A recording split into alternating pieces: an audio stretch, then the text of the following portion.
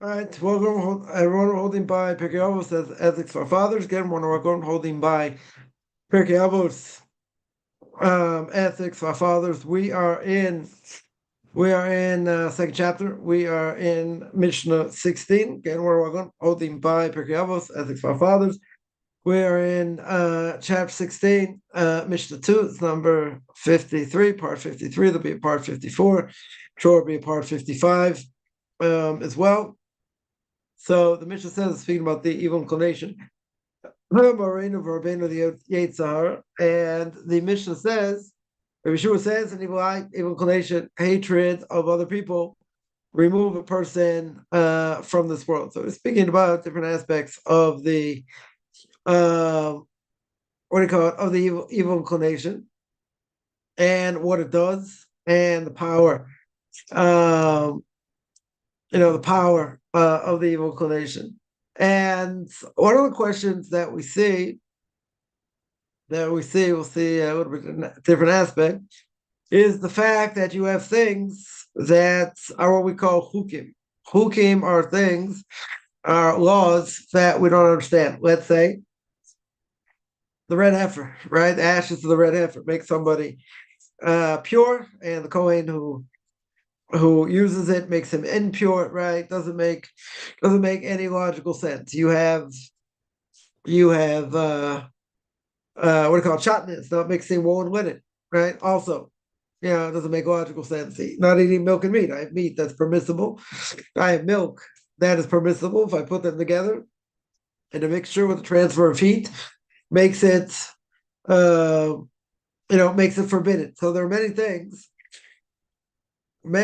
that the Torah says I'm not allowed to do that don't make sense, right? That are not, that are not logical in general. So people question what's the point, right?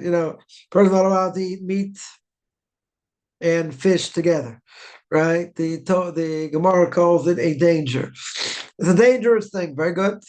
Dangerous. Okay. Why? Don't know. It's dangerous, right? The Gemara says, listen to the rabbis, something, dangerous, you don't mess with, right? You don't mess with even if we don't know the understanding. So what do I have over here? I have laws.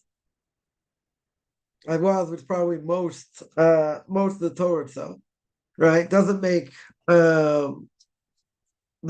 logical sense. So if it doesn't make logical sense, everyone, Jews, non-Jews, will say, what's the point? Right? In other words, why would I do it? What would be the point, of doing it? You should only do things. You should only do things that make sense, right? I gotta tell me most of the Torah doesn't make sense. Very good, right? Nonetheless, even if it doesn't make sense, I got an obligation to keep it, right? So I have an obligation to keep it to the best of my ability. So therefore, people are going to say, Jews and non-Jews will say, what's the point? Why bother? Why bother doing, all these archaic laws, all these things that, don't make any sense or don't make any rational sense. They're backwards, why bother? So things we understand and make sense, okay. Yeah, that we can understand. That we can understand benefits the person, it helps the person. Other things that don't make sense, right? What are people going to say? You're crazy, right? That's what they're going to say. They're going to say, some people say, Torah's not meant for everybody to keep, or not to keep all the laws, or they'll say it's outdated, right? It's a conservative will say, I heard ad nauseum, times change. Torah's got to change with the times, right? Different things, to make it more amenable, right? Let's say, good SAT words, right? To make it in a way where someone's gonna want to keep it. In other words, if the laws would make more sense, if the laws were easier, then more people would keep it. That was the whole point of the conservative movement. That's how they started. The rabbis, they were Orthodox, started out Orthodox. Anyway, but then they eventually went off the rails. But what happened? what happened? They wanted to make the Torah more modern, for the 20th century. The Reform movement started out, as we mentioned many times, they started out, their goal was to uproot Torah. Okay, right? They made their goal very clear. Maybe would say anyone who associates with them, they're pretty much out, even if they don't know anything today, it doesn't really matter. But the conservative movement did not start out that way. They started out, pretty much as Orthodox, and then sort of trickled down, and they want to make it more modern, right? They sort of want to make it more modern for the 20th century. So they started taking out things, started adding things, or whatever, doing things, eventually against the Torah, where they were not keeping halakha, they were not keeping, Jewish law. So, the old adage is that the conservative movement was 10 years behind Reform, one Orthodox, 10 years behind the conservative movement. So today, it's probably not true. It's probably a lot closer. But in either case, between the Reform and conservative movement, they're pretty much doing the same things. They're transgender, they have women rabbis, other things. Neither of them hold according to Jewish law, right? So it's really not that much difference between them, even though practically speaking, they started out differently. So I had this major argument with my Rebbe, whatever, many years ago. It's like the irresistible force against the immovable object, and it basically said a person becomes reformed, they're out, right? Obviously, they can repent, they can do tshuva, but a person aligns themselves with such a movement whose goal was to uproot Torah mitzvahs, regardless of where they're holding today, whether they know anything or not, doesn't matter. But they're no different, not that much different from the conservative movement today. Okay, but they started differently, so I never convinced them, and that's what he would hold, and he'd still hold that. He still hold that today, right? But again, what's the issue here? The issue is people will say, Jews and non-Jews, they will say, it's old, it's antiquated, nobody can keep it, nobody really should keep all of it, it's cruelty to animals, there's, we're cruel to non-Jews, we're anti-pig, right? A lot of things we may have, an image problem with, okay. But at the end of the day, we got to do our best, try and understand what the Torah says. And regardless, you got to keep it, right? Okay, things that don't apply today, fine, right? We don't have a temple in Jerusalem today, so a lot of things, right? A number of things you can't do. So probably less than half the mitzvahs themselves, we can keep. But what does this do to a person? What does this do to a person? It makes them think. Why? Because people are going to say things, regardless of what, if they know anything or not. They'll say, come on, you really believe, you really believe it's good not to eat pig. You really believe, it's good not to do, these other things. So see tomorrow my class on the book of Leviticus, it's one of the commentaries says, pig, may taste very good. What can I do? My father in heaven says I can't eat it, right? So it's forbidden, right? A Jew's not allowed to eat it. Okay. Torah doesn't tell me logically why. Torah just says these are animals you can eat. These are animals you can't eat. They're animals that have two signs, right? They have split hoof and they chew their cud, right? So that's sign for kosher animals. And everything else, if they don't have both character traits, right, then they're not kosher. So now we have a handful of animals that only have one. Right, one sign, you have pig, you have camel, you have, I don't know, certain types of rabbits or whatever they are.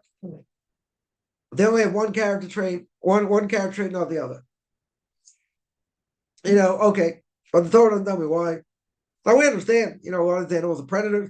We don't eat animals that are predators. Okay, but the Torah doesn't tell me.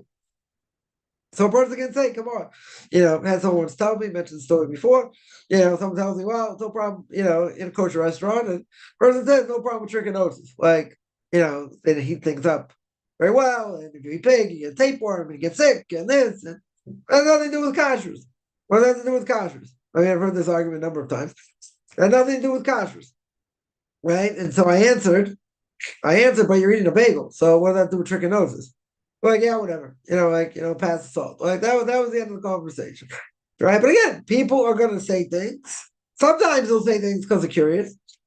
Okay. Other times people will banter, right? They'll say, "Come on, it's medieval, it's old." Like, you know, someone told me, here where I live, and some other places they have buses where the men go in front, women go in the back, whatever for extra modesty reasons. And not that, it's an obligation, according to Torah, it's better, so it's better for modesty reasons. But, someone makes a comment and says, what, you ever hear of, Rosa Parks, right? The black woman refused to move in the back of the bus or whatever, but one thing has nothing to do with another. It's discrimination, bro. So it's discrimination against women, but if they choose that, they're being brainwashed. They wouldn't know. They haven't seen the outside world. They don't know anything. Well, not true, right? Seemingly not true. But the problem is, if people hear this enough times, it gets them to think. Well, maybe they have a point. Maybe what they say makes sense. Okay, so what do I do? Is that really true or not true?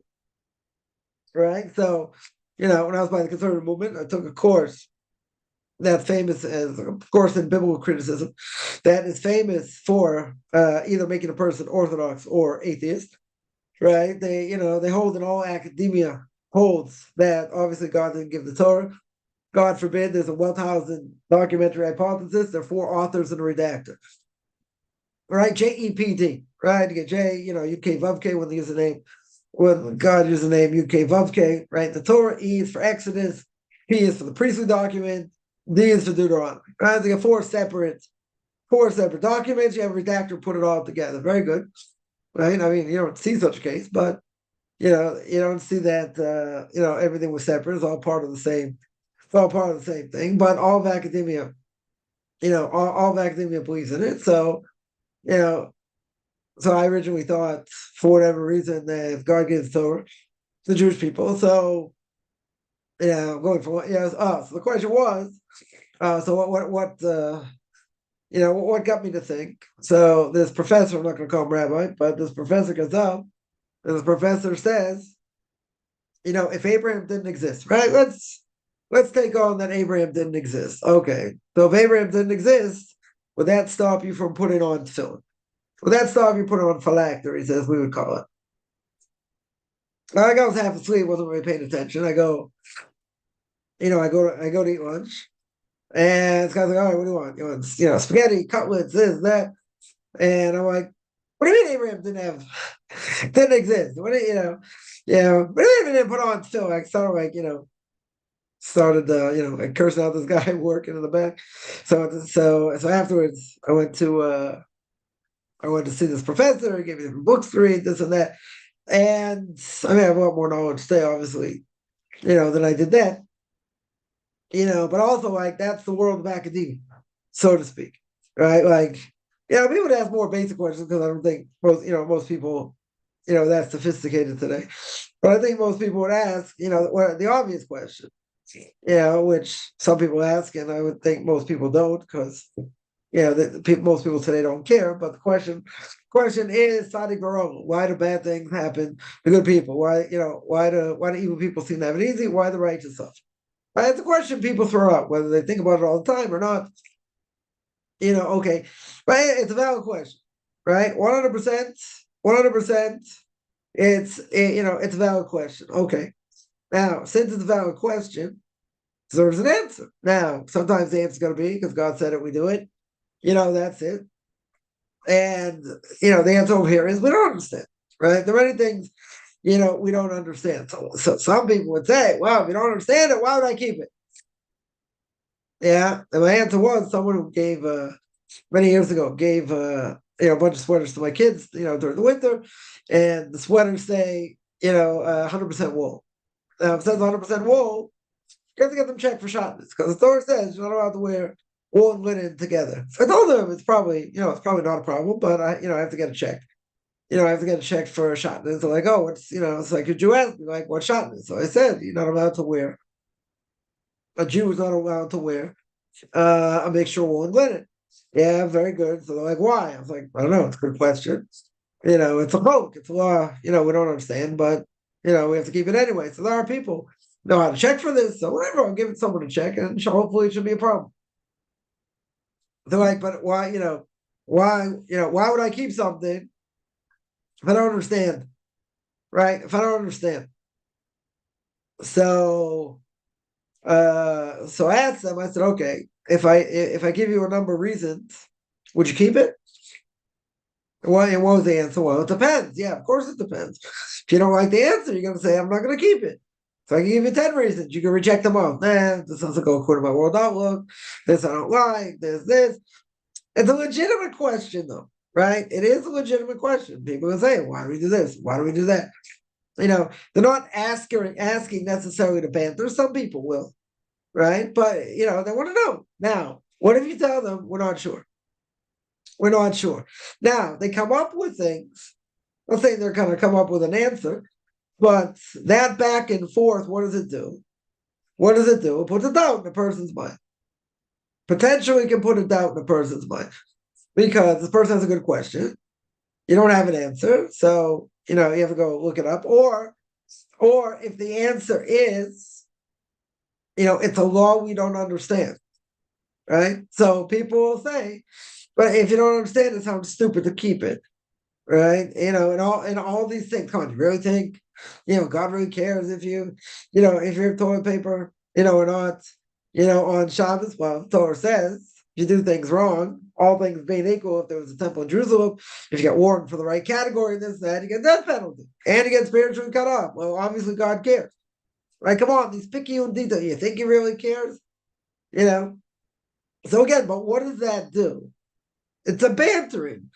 They want to put you down and say, you got these old laws, you're being brainwashed. I use my mind and this and that. Okay. Whatever it is. But what are all these things? What's the common denominator? Right? What's the common denominator? The common denominator is that they want to be free. They don't want to be bogged down with all these, old laws and antiquated laws and and all that. They want to be free. They want to be free to do what do what they want. So I had somebody, whatever, for years, here's some, crazy ideas. Oh, not everyone's supposed to keep it. It's not for me, but I'll have a smaller portion of the world to come. And whatever, all these things. Very good. Very good. Finally, one day I just said, listen, why don't you just admit you don't want to be inconvenienced? Just admit it's not, it's not about Webster's fifth definition. It's not about this, it's not about that. You don't want to be inconvenienced. Like, that's it. Just call a spade a spade. The final they said, they admitted, okay, I don't want to be inconvenienced. They said, you happy? I said, yeah, at least you're honest. Right? At least you're honest. So again, but what do these things do though? What do these things do? It might make us stronger in some ways. Because then, okay, so now I have to fight for my Judaism. Now I have to come up with answers. I have to see, why we do this or why we don't do that. And sometimes what's the answer? Because God said it. That's it. We do it anyway, right? Whether we understand it or not. So you got to do it. Okay, so some do it more, some do it less, whatever it may be. But it's an obligation, right? So you have to learn and you have to understand to the best of your ability. Okay, but certain things, as we said before. Certainly the laws of kashrus. You got this idea of mixing milk and meat together is a problem, right? It's a serious problem. But again, the base of the law, there are different potential reasons. Different potential reasons why. But at the end of the day, we're not sure. At the end of the day, it's a chok. It's a law we don't understand. And the reason is pretty simple, because if I have meat that's kosher and I have milk that's kosher, and I put them together with a medium of heat, it makes them forbidden. Yeah, why? Good question. Some say that's an idolatrous, festivals, they used to mix milk and meat. There are other potential reasons why. Doesn't necessarily mean it's the reason, but, it's something that doesn't make logical sense. So what do all these things do? Either can make a person stronger, right? In other words, they have to look things up. They have to understand things better, to be able to, not just answer other people, but answer for themselves. We're going to see. We're going to see one day. I don't know. I don't know how we're going to, when we get there, right? I might be 97 by the time we get there. But there's a question what you answer to a heretic, right? So, a simple explanation, is not, well, do I have to learn all heretical things and then answer them? No, right? So homiletically, we say you got to answer the abikors, the heretic, in yourself. Why don't you do this better, do that better, do the other thing better, right? It doesn't mean I have to start learning Buddhism and Christianity and all these other things in order to answer them. If a person's already learned it, whatever, it's one thing. But for a person, to delve into it so you can answer them, it's certainly no mitzvah in that. And second of all, it might confuse you, even more, right? But again, what's the common denominator? What do all these things do? All these things do, right, what Amalek wanted to do, right? They brought to the world this idea. There's no such thing as supernatural, right? That idea still exists, right? And they brought into the world, right? As we always say, the word Amalek, every letter has a numerical value. Aleph is 1, Beis is 2, Gimel is 3. The word Amalek, the numerical value is the same as suffix, as doubt. That's the same numerical value. That's what they brought to the world, right? They brought doubt to the world. Now, someone's going to say something, well, they have an agenda, don't have an agenda, even if it's a legitimate question. What does it do to the other person? What does it do? Right? What does it do? What it does is it makes a person think, right? That is what it's going to do, right? That for sure is what it's going to do, and therefore, person have doubts. There's nothing worse. The Gemara says nothing worse than being in doubt. So this is exactly what the evil inclination wants, right? This is exactly what the evil inclination wants. Wants a person to be in doubt. Not only that, a person will say, well, if I do certain things, then even though technically, maybe the only problem is it's a waste of time, certainly for a guy, if he could be learning or whatever, right? Let's say at worst, it's just a waste of time, like sports, right? Let's say we use sports. Sports as an example. Yeah. Now, if that's true, it's only a waste of time. Like, God cares you watch a ball game, or if you watch the highlights, or whatever, like, come on. Like, people are going to think this is outrageous. People are going to think this is crazy, right? They're going to think, so you don't want to go to the game, you don't waste all that time. What's the problem watching the highlights besides being a waste of time? Right? What's the problem? You should look at the news, you should know what's going on.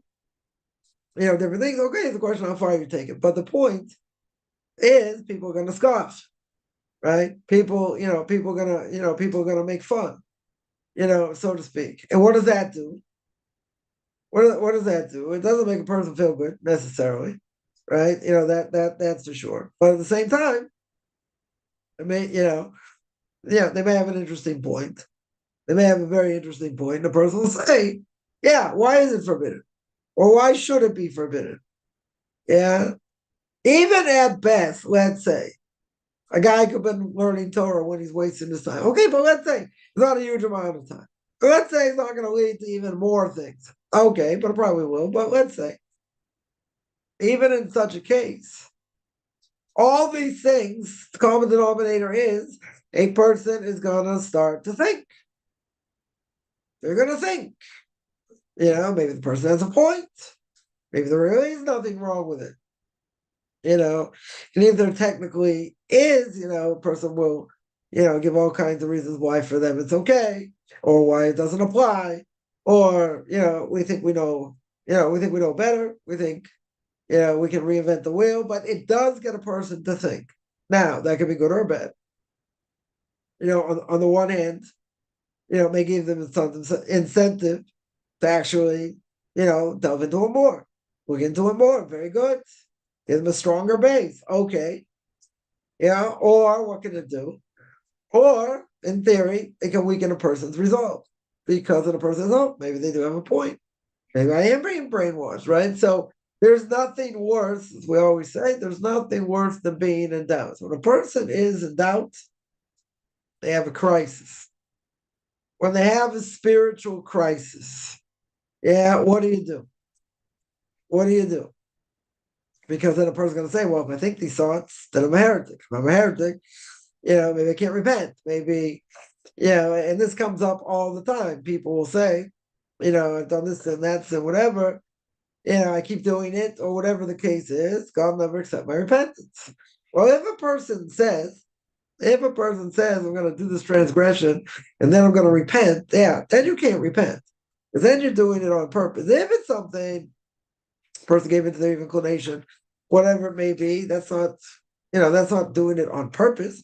It just means the evil inclination came and, overcame them, right? You see, no better than this week's parsha. You see by Esav and Yaakov, that Esav and Yaakov till the age of bar mitzvah, they're pretty much the same, right?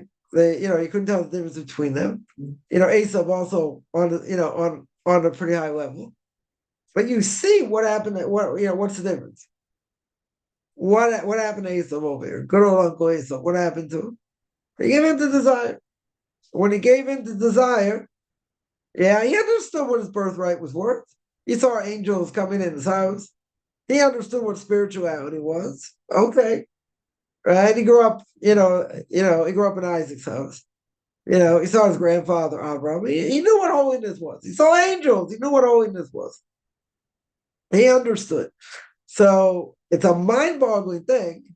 According to nature, why do you give it up? I'm starving. Give me some of this red stuff. Otherwise I'm going to die. So Yaakov trapped him and said, I'll give it to you. Give me your birthright. It's like, what's my birthright worth? I'm dying. He said, give it to me. And he sold it. And, they despise his birthright. Yeah, but he understood what it was. He understood what it was. And even though he understood what it was, they had, the best teachers, very good. He understood what it was, but what did he do? Obviously wasn't strong enough to keep him away from his desires. His desires destroyed him, totally destroyed him. So we're no different. What did he give up his portion of the world to come for? Mind-boggling idea, a bowl of lentils. Right? Yaakov's cooking a bowl of lentils, something round, mind you, the life cycle, because his grandfather passed away, Abraham passed away. Yeah, very good. Right? But he's saying, I need food or I'm going to die. But he would have thought for 5 seconds, like, I'm going to, maybe I'm not really going to die. Even if I feel like I'm going to die, how can I sell my spiritual birthright? Look what happens in the end. He cries. He shed a few tears. And he tells Yitzhak, his father, well, you don't have bracha for me? You don't have a blessing for me? He understood the power of the blessing. He understood 100%. What happened to it? How can he give it up? Because desire killed him. Yeah, so Rabbi's very fond of saying, we also do the same thing. Maybe not over a bowl of lentils. Right? We also do it. Look at a little bit of this, a little bit of that, then, next thing you know, a person's doing other things. That's what the evil inclination can do. Evil inclination, as we said before, evil inclination is not coming to tell you, I want you to desecrate Shabbos. Right? I want you to, go do idolatry. That is not the point of the evil inclination, because he knows you're not going to listen. So what does he do? He disguises himself in different ways. And he gets you to, open up a little bit. All he needs in that armor is to have a little bit of hole in the armor. That's all he needs. And he's got a lot of patience, as we said before, right? He wants to expand that little tiny hole. Yeah. That tiny hole is like, a fraction of a millimeter. Tiny. Absolutely tiny. So now he's going to figure out ways to make it a little bit bigger. Even another tiny drop bigger doesn't matter. Because once he makes it a little bit bigger, it gets a little bit bigger, right? It happens step by step. It doesn't happen overnight, right? It doesn't happen overnight. There's an idea. It's not a good idea, right? There's an idea that you have religious people that can have a midlife crisis, right? Midlife crisis means that, let's say they've been religious the whole life. We'll call them FFBs, right? From birth. in midlife, they're raising the kids are older. What spouses goes off? They go off. They don't want to be religious anymore.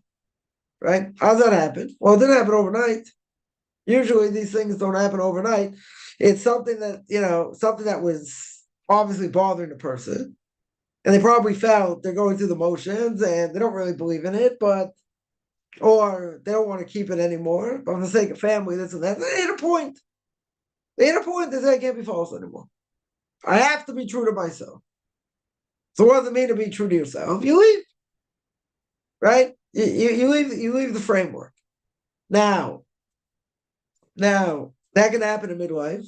Doesn't mean something like catastrophic happened necessarily. But what can happen is it builds over time.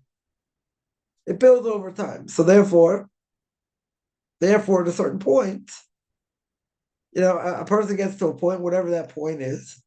The person says, "Okay, I've had enough.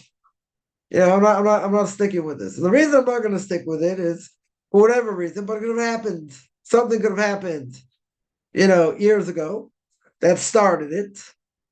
Yeah, and then it just kept going. Didn't stop. Yeah, it just the doubts got better, bigger, let's say. They got weaker. They gave in to certain things. And then over time, whatever that time frame is, their resolve to keep things got weaker. Right? And the weaker it gets, the harder it is to be stronger. So therefore, at that point, when a person's teetering and a person's having difficulties, let's say the inclination does not let up. Say, okay, we'll give them time to regroup, work on other things. No. The inclination comes and goes in for the kill. Evil inclination goes for the jugular. Yeah, it's someone use a sports parable here, like in a boxing match, someone hits the other person, and the guy's not wobbling, right? So now, what does the person do? He goes in for the kill, knock him out, right? He knows he's been hurt. Once he knows he's been hurt, he does whatever he can, try and knock him out. Yeah, sometimes he's successful, sometimes not. Maybe the guy gets saved by the bell, right? Whatever it is. Or, in any case, a person's hunting, which is forbidden for Jews or non-Jews, but you get an animal that's wounded. Okay, that's it, it's over. Right? Depending on how wounded it is. Won't get away. Right? You'll be able to catch it. Right? So that's exactly what the evil inclination does. The evil inclination sees you're wounded, sees now you're open. So the evil inclination is okay. Now I'm gonna make you think with other things. Now I'm gonna have, try and do these other things where it's going to, weaken a person even more. Because the person right now is kind of teetering. Since they're teetering, the evil inclination comes with the sledgehammer. Right? It comes for the knockout blow. That's what the evil inclination is gonna do. It's not gonna let up. Once the evil inclination sees the person's wounded, in any case where someone's wounded, the other person comes in for the kill. They don't come in to let the person off. Right? They certainly don't do that. They are going to go for the jugular. So the inclination do the same thing. Right? Let's say by a person, it festers. They're trying to fight it off. They're trying to do other things. I'm not saying, again, anything major has to happen. But, the more time goes by, the more time they have to think. The more they have to think, once the person's weaker in their thoughts, what's going to happen? The evil inclination come in for the kill. Will absolutely come in for the kill. Yeah, and it's not going to let up. But, that's when a person, let's say, is vulnerable. Yeah, again, if this would have been in the beginning and the evil inclination comes in for the kill, a person's not going to budge. Right? Unless there are issues. Unless there are already issues. If they are, if they're relatively strong, they can defend it off. Evil inclination going to save its energy. Evil inclination will come in other ways. Let's say less subtle ways. Again, all the evil inclination wants is a little bit of an opening. Once it has a little bit of an opening, then it goes, then it continues, and the goal is to make it big, to make that opening big, right? And then a person will feel that, they'll have, they'll be miyayiv, they'll say, I can't do it, it's too hard, my defenses are down, you're finished. The evil inclination just, it's mopping up, right? Just coming to finish the job. That's all it's coming to do, right? Now it's going to come from the sledgehammer approach, and that's it. The evil inclination will win. But in general, it's not going to do that at the beginning. And again, what's the reason? Because in the beginning, a person got their defenses up. Yeah, in the beginning, a person's very strong. So the evil inclination are not going to go head to head, right? The evil inclination understands it. They're not coming head to head. So the evil inclination will come little by little. And then when it gets another opening or the person's more vulnerable, the evil inclination knows. Evil inclination smells blood. Once the evil inclination smells blood, very hard to fight. Very, very hard to fight. So you see by Esav, right? And this is, going to be kind of hard for us because a person's going to say if he got that kind of education, right, and he was being trained by Yitzhak himself, so what's he going to say about everyone else? If Esav failed, we'll all fail. Yeah? Nobody has a chance. Well, what does the Gemara say? The Gemara says, God gave you an evil inclination, but he gave you the antidote. What's the antidote? The antidote's Torah. Very good. I have the antidote. But even more than the antidote, what do I have? I have God on my side. I need God to help me as well. The antidote's not enough. Right? Because the Gemara says, person has an evil inclination, wants to do something. What's the first thing you should do? You schlep it, you bring it to the base measures. Bring it to a study over, a synagogue. Let's say you can't do that. Then you just say the Shema. Take on the yoke of heaven, and then take on the yoke of mitzvahs. Right? Maybe that'll get you to stop. If that doesn't work, right? So the Gemara says, okay, what's the last resort? Think of the day of your death. Why think of the day of your death? Because let's say person's going to think, okay, they're about to die. So what's going to happen right after they die? They're going to get judged. Their soul's going to go up, right? It's going to be judgment. That should put the fear, we should put fear in a lot of people, right? Nobody wants to get that final judgment. We're all going to go through it at some point, after we die. Very good.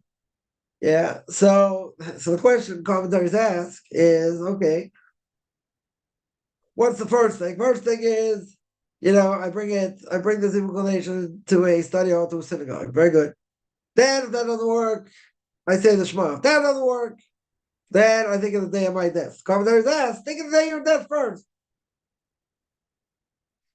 Why don't you think in those terms? Think in the worst terms. Tomorrow you're going to die. Think in those terms. You're going to have to answer all the things we did. Yeah? The commentaries say that first. Why am I going to wait? Why, drastic times, you need to take drastic measures. Okay. But what does God want? God doesn't want you to think about death all the time. Man, it's kind of morbid. It's kind of depressing. Person thinks they have a death wish.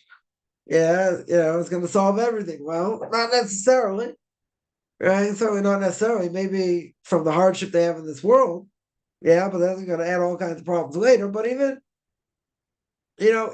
without that, the evil inclinations come with the sledgehammer. The evil inclination's coming for the knockout blow. The evil inclination knows the person's wounded, right? So what does the person do spiritually? Let's ask the question. A very basic question. The person is wounded spiritually. Yeah, for whatever reason. They're having difficulty. Yeah. What's the way to fix it or to strengthen it? Start. That's the only way. You got to get, what is the single fundamental, most difficult thing that a person is going to go through in this generation before the coming of the Messiah? Yeah, what's the hardest thing in the generation? And everyone agrees we're in the generation, before the Messiah comes. The question is, obviously when he's going to come. Most rabbinic authorities believe, it's very close. I don't think there's any question. So a person will think, so during that time, what we call Gvisa de Mashiach, the era, the epic of the coming of the Messiah, what's the test? What is essentially the test? Right? You'll say it's part of the evil inclination. You're going to fight the evil inclination. Okay, it's true. That's a general thing. Yeah, but what's the ultimate test? What is the main test that gets us to question everything? The main test is going to be in Amunah, in our faith and belief in God. And the reason is we're going to see so many things don't make sense. It does not make any sense at all. And that is going to test us. Right? That absolutely is going to test us. And we see that. Right? I don't think that needs so much explanation. We see there are a lot of things that we go through that person has to ask the question, like, why am I going through this? What's the purpose? I changed my life and this and that. I got family against me. I got the Jewish community against me. Got everybody against me. Like, wow, what a company. Want to sign? Everybody willing to sign up. We mentioned before, we want to be close to the king. It's a different set of parameters. Whether a person feels it's right or wrong, that's the truth. You're not a potato farmer and I don't, no offense. Right? Anyone's a potato farmer grew up and I don't. Right? Anyone who grew up not knowing anything, they're dealt with it a different way. Even if they do things against God, and even if it's a rebellion, right, and all that, which every transgression is a rebellion in a certain way. Nonetheless, why are people doing it? Desire. Right? They're doing it for desire. Okay. So God's going to look at them totally different. Totally different. Now, a person comes close to God, as the Korban Aharon says. Korban Aharon brought down with Or Chaim HaKadosh, chapter 10, book of Leviticus. Or Chaim HaKadosh says, you want to be close to the king, get burnt. Right? Potentially get burnt. Why? Now, a different set of parameters. Right? If you old man on the totem pole, no pun intended. Right? One man on the totem pole, someone does something wrong, very good, what's going to happen? God's got one of his lackeys to deal with him. Okay? God's got one of his lackeys. Very good. Yeah, if you're second in command and do something wrong, even if it's not egregious, right? What does the person in control say? Well, kind of went better without a head. I expected better. I expected more things. I expect, you're not a lackey over here. If you're a lackey, you get a lot of slack. I wish you did something extremely egregious. The king has to intercede. Yeah, but most likely the thing that a lackey did is not going to matter, right? In the bigger scheme of things, right? Someone, again, low man on the totem pole. So the king has different people he can deal with him. Deal with the situation. He's not going to deal with it himself, right? He'll say, I don't want to get my hands dirty. I'll get someone else get their hands dirty. Very good. So he's not going to bother. Fine. He's got other things. He's got more important things to do. Okay. For the second in command to the king does something wrong, then there's serious payback regarding what the person did. Right? And the person say, but it's unfair. So we always say life's not about what's fair or not. There's a different set of parameters. So someone, so a friend of mine would say, well, it's better to know nothing. Well, if you know nothing and you have greater potential, you're also in trouble. Right? You're in trouble either way. Essentially, you're in trouble either way. Right? But what does God want to see more than anything else? He wants to see you put in the effort. He wants to see that at least you're trying. And a person gives up and says, well, doesn't matter, so I'll get a smaller portion of the world to come. And people give up. People give up very easily. Right? People don't want to work today. So, they don't want to work hard. So people say, I've heard this argument, well, you'll just have a bigger portion of the world to come than me. I said, okay, did you ever read Tractate Sanhedrin on the topic? Did you ever read the last chapter? Right? The last chapter talks about people, they say, well, doesn't say all Jews have a portion of the world to come. Very good. It wasn't saying the last chapter of Sanhedrin. There are people that lost their portion of the world to come. Right? It's not a guarantee. Right? It's definitely not a guarantee. You could lose it by doing certain things. Right? It's hard to imagine by some things, a person did, majority of the time they tried to do the right thing. That shouldn't happen, but okay. But it's not a question, so I have a smaller portion. Yeah, but if you sit in God's face, on a daily basis, why should you get there in the first place? Why should you have a portion? Right? Again, if a person's, working hard and they make mistakes, okay, that's one thing. If a person's not doing anything, there's no self-sacrifice. They're doing whatever they want. They don't care either way. God's going to want them in the next world. Why would he want them in the next world? Oh, but he just said, if he's taken captive, it looks like he's taken captive by the non-Jews, i.e. potato farmer in Idaho. Yeah, so it's different. Because why is he doing things like good old Uncle Esav? based on your desire. So it says, my thing, we do the same thing. We're willing to look at things and do other things and waste time, whatever, for the sake of what? A bowl of lentils. That's why we're doing it, right? For instant gratification. That's what they would call it. You want the instant gratification now. You want to enjoy it, so you're going to enjoy it. Okay. There'll be a price for that. So Esav was willing to take instant gratification, this bowl of lentils, as hard as it may seem, and he's willing to give up everything to the next one. It's very hard to fathom. Very hard to fathom. What's the point? Even if he had the greatest teachers in the world, what's the point? And that is desire can destroy. That is the point. Right? It can absolutely destroy a person, no matter who's teaching them. Right? And we mentioned the story before with see a bunch of questions here, we'll deal with them. Famous story of the Bible Tanya, right? Which we mentioned many times. The Bible Tanya, with the first Lubavitcher Rebbe, from blessed memory, the Bible Tanya had a student who wanted to go to university. I think I mentioned the story last week also, but I'll mention it again. And the student, the Bible Tanya warned him. He said, if you go to university, a lot of things in universities are heresy. So you got to be very careful. You got to be very, very careful. So the student told him, he said, listen, I've been learning your base measure. I've been learning your study hall. I've had a connection, to the Rebbe for many years. I didn't become so righteous. I didn't become so tzaddik. So therefore, with all the goodness and everything being taught, I didn't become so righteous. Even if there's heresy and evil and this and that, I'm not going to be that bad either. Right? In other words, if I don't learn from the good, I won't learn from the bad either.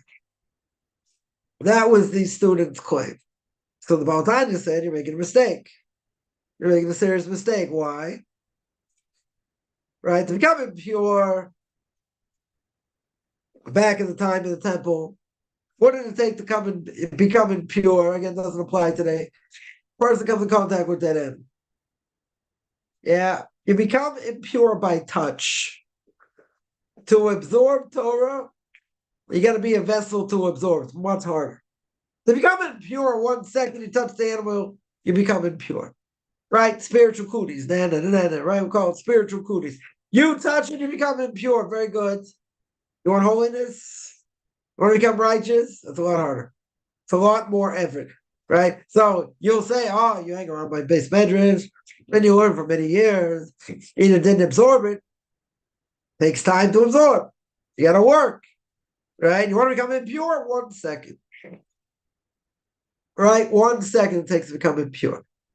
Yeah, that's the difference. So, by desire, a person can be so involved in whatever this desire is. Yeah, even like Esav, willing to give up his portion of the world to come. Even as he understood spirituality at a much higher level than all of us combined. Right? The Chidah, of blessed memory, 500 years ago, the Chidah said that Esav was 1,000 times greater than Yaakov. What do you mean 1,000? It's a little more intelligent, whatever, but like 1,000 times? So you'd say it's an exaggeration, but he had that ability. He had that ability. Desire killed him. Right? And he saw angels in his house. So you're going to say, but if he saw it and everything else, so, there's no hope for us. But what's the point? The point is, even with what he saw, he's willing to sell his birthright because he was steeped in desire. So when a person is steeped in whatever that desire is, it doesn't matter. Right? It doesn't matter how much Torah a person learned, how much they integrated in their lives in general. When a person is steeped in whatever that desire is, very hard to fight against. Very, very hard to fight against. Right? Even with the best education, very hard to fight against. That's how powerful the inclination is. To the point where he's willing to sell it for a bowl of lentils. All right. Somebody asked, let me see here. All right. Let's say something here that what do you call it? Not relevant to what we're talking about, but it doesn't matter. We'll take some questions here. Same thing about the fabric, have a different field. Okay, non-kosher, same energetic field. Let's say it's a ceased body. I don't know about that. Yeah, I don't know if that's true, but in either case, we have to worry about it, right? Right. Fabric, fabric doesn't have the same level of impurity. I mean, again, if I have a fabric that's a mixture of wool and linen, yeah, it doesn't make me impure by touching it, or let's say even wearing it doesn't make me impure, right? What it does, it's forbidden, right? It's a forbidden thing to do. So you can't get any benefit, right, from it. And certainly you can't wear it, right? Or get, let's say even if you sat on a garment that's a mixture of wool and linen, and it's cold out and you get heated up by it and it keeps you warm. That's forbidden. Nothing to do with impurity, right? And absolutely nothing to do with impurity. Someone says everything at times is always scientific. No, it's not. Not necessarily scientific. I mean, there are things that are, but it doesn't mean it's totally scientific. A lot of things the Gemara brings in, let's say the laws of damages or other things based on logic. But again, what's the logic? The logic is Talmudic logic. It's Torah logic. Yeah. Some things, yeah, some things are based on science, but the vast majority of laws have nothing to do with science, right? They have to do with other things, damages, marriage, divorce, whatever it may be. But again, the idea is we have to put ourselves into the Torah. A lot of things, in Torah logic, you got to think. You got to think. What does it mean? What did they want it to mean? Why do I hold by this or not hold by this? Right? A lot of that has nothing to do with, science. It's different. It's what we're going to call, for lack of a better term, we're going to call it Talmudic logic, right? But that logic goes according to the Torah. Yeah, might not go according to our own logic, right? And a lot of times probably it doesn't. But I remember learning different things about the laws of damages, and the Gemara says it's the closest thing to man's understanding, right? I.e., laws of business. Yeah, so I was having difficulty like learning something, and so I said, but it's the closest thing to our understanding. Why is it so hard? Right? So it's one of the rabbis said, of blessed memory, you got to keep in mind one thing. Yeah, you're taking God out of the picture, right? This is a godly document. It's a godly document. It's not according, to our own logic, so to speak. But we have to put ourselves in the Torah, trying to understand that logic, right, to the best of our ability. So again, it doesn't mean it's all scientific. A lot of things are not. A lot of it's not scientific. Is it best to follow? Eventually, we understand. There's a mitzvah.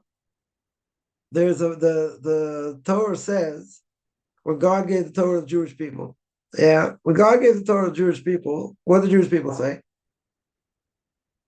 Well, let's say better. What did the other nations? All the other nations said, yeah, but what's written in the Torah, right? So by Edom, God goes to Edom, Western world, and says, "Oh, you want the Torah?" He said, "Yeah." What's written in it? It says, "Don't kill." Says, what do you mean? Right? We see this week's parsha. What does God say? Or what does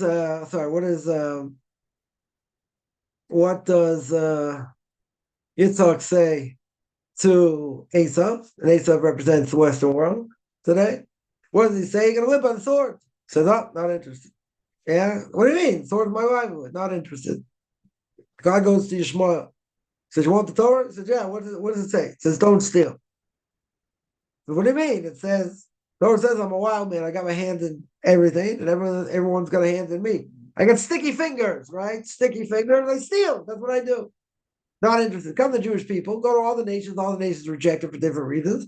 Come the Jewish people, and God says, "Want to know what's in the Torah?" They say, "No." God, you already have a track record. We don't care what's written in the Torah. Now 7 nishma.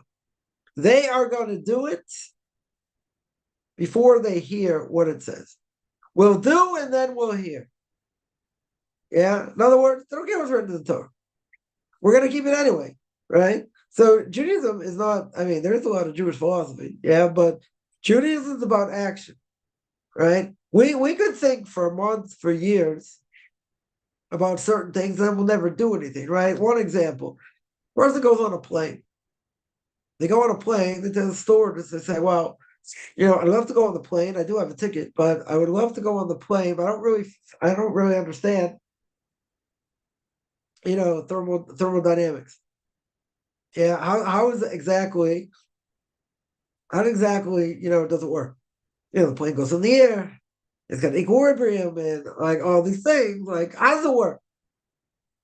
The person's gonna say, ask ChatGPT, whatever, read some books.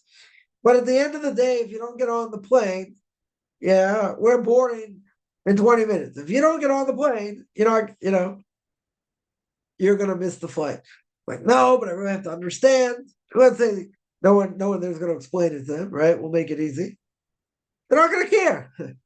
You're not gonna get on a plane, without a person. Sorry, it's not gonna get on a plane if they have, until they understand, how thermodynamics work. No one's gonna do that. They'll get on the plane, maybe they'll learn about it, whatever, but they'll get on the plane. The person's gonna drive a car if they don't know how a car works in general. No, who's gonna get in the car? No one's gonna get in the car. No one, and no one's gonna expect that. Like, okay, so read the driver's manual. You understand different parts of the car. Read the driver's manual, or some videos on it, whatever. Okay, right? But you're gonna get in the car and drive away if you know how to drive, even if you don't know necessarily how it works. I mean, obviously, you have to know how the gas works, the brakes work, and if it's not automatic, how the ship works. Okay, yeah, but at the end of the day, you're going to do it regardless of whether you know all the intricacies, how it works or not. You know the basics. Okay. Right? That's it. So in this case also, we could have 100,000 different reasons, or more, why we do this or not do that or whatever. Right? But you say, I want to exhaust everything until I understand what to do. And what's going to happen? You'll never do anything. Right? When it comes to Torah mitzvahs, you won't do anything. So the idea is Na'aseh v'nishma. We will do whatever the Torah says, whether I understand what's behind it or not. You're gonna keep it. Right now, does that mean, you're just gonna do it without trying to understand it? No. Yeah, you have to understand intricacies of how it works and what I'm supposed to do and how I'm supposed to do it. Very good. But you're gonna do it without thinking about it. Why? Because that's the obligation. You gotta do it. Again, does that mean I don't have to look into it? Does that mean I shouldn't read the Guide for the Perplexed by the Rambam? By Maimonides? You can read that. No one's saying you can't. It's not so in vogue today. People will learn it. Kind of a hard book to go through because it's written in Aramaic, very flowery Arabic that was translated into Hebrew, that was then translated into English. Yeah, he tries to give, basic reasons why we do the mitzvahs. Okay, but it's not, it's not the end all thing. It's not the only reason why. He could have given us 2 reasons, 5 reasons, 8 reasons, why we do certain mitzvahs. Very good, but doesn't mean, it's the reason, right? But at the end of the day, if I'm a Jew, I'm going to keep it anyway, regardless of whether I understand it or not. That's the point, right? So again, do I have to go back and try and learn to the best of my ability why I'm doing it? Sure. Yeah. If someone's ripping toilet paper 5 minutes before sundown, right, on Friday, they won't understand why they're doing it. If they already have a basic understanding, they know why they're doing it. Yeah, could you go deeper and, much deeper levels? You could. No one says you shouldn't. But at the end of the day, you can't rip toilet paper on Shabbos, so that's what you have to do. Right? Practically speaking, you got to know what to do. Right? So you got to follow it eventually. You got to understand, right? Right? That is the point. Somebody asks, are we missing any scriptures? Or is it intact? There's some guy, maybe a rabbi can't say. Yeah, the Catholic Church has a bunch of the scriptures they stole. They misquoted it. Yeah. A lot of times, church has, I mentioned, I think on Thursday, my Q&A, I just gave one example. If you look at Isaiah 45:7, It talks about God creating evil. Now, for the Christians, they have a major problem with this. Major problem. And the problem is, where does all evil come from according to them? Because God is all good, so where does evil come from? Evil comes from the Satan, right? Mr. S, evil inclination, angel of death, right? Whatever you want to call him, very good. That's where it comes from. Okay, now, that being the case, there are a number of translations that butcher, and I'm being generous here, that absolutely butcher the translation. It's very clear from the Hebrew, right? Very clear from the Hebrew. It says, black and white, God created evil. Now, if you're a Christian, you have a problem with this. And it makes sense, right? So they translate it as like disaster, foreboding, I don't know, other things, but they don't say God created evil. Because evil comes from a separate source, right? Quote unquote fallen angel, which obviously we don't believe in, right? So they come and cherry pick, different things, but a lot of their scripture, they mistranslate, but there are things, there are things in there where they get it from. They didn't get it from themselves.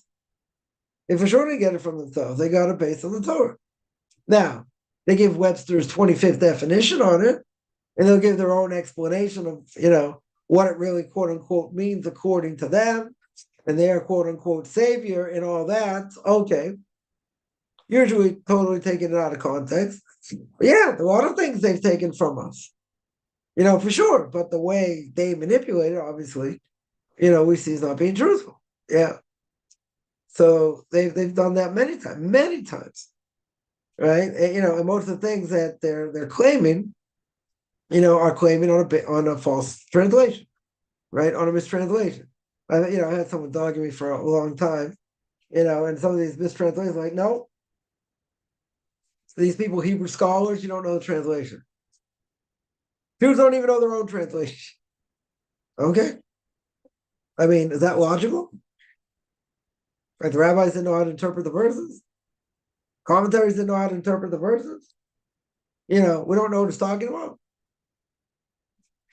I was learning something earlier in Isaiah, right? And he's saying, or the commentators were saying, like, a certain prophecy, what's it going on? And it seems like the prophecy sort of repeats itself, a number of times. And whatever the commentators explain why, what the purpose of, repeating it is. But they all make very clear who is it speaking about. They make it clear. Yeah.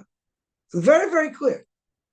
So, you have these quote unquote tougher places where, to translate or whatever, and they totally manipulate it. But, but again, you have to know what's going on.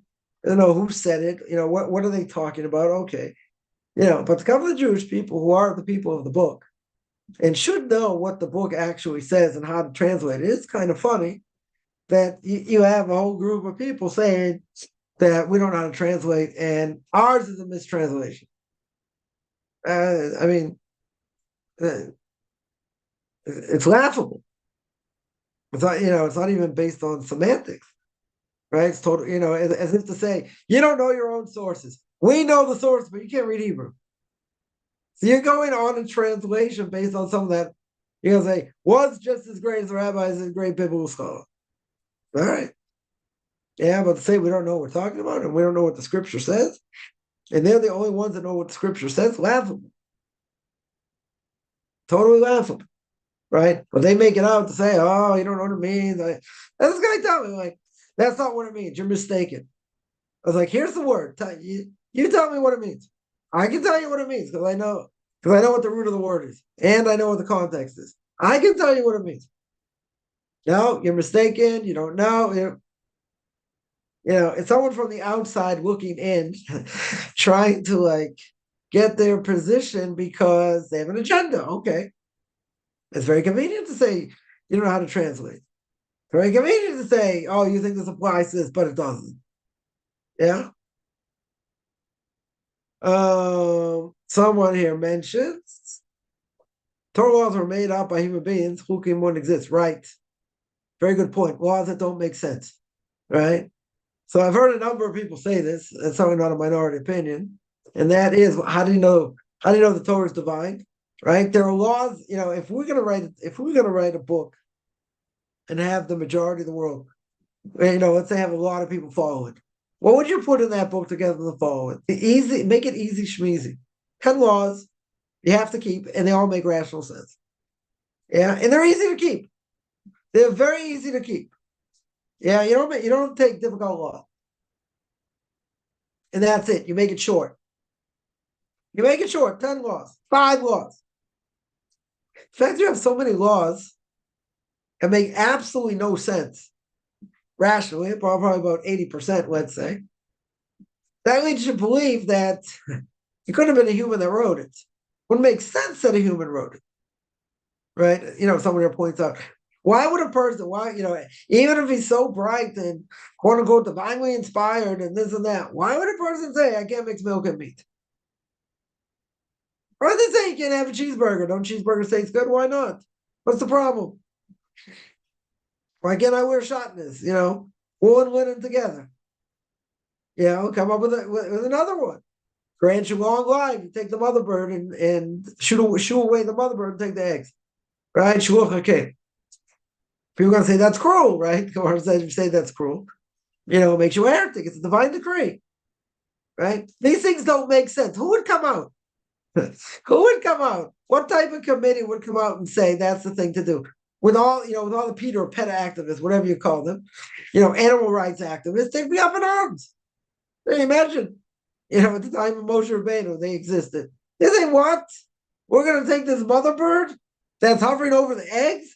We're going to take a broom and just shoo her away and take the eggs and make egg rock soup? What kind of idiot are you?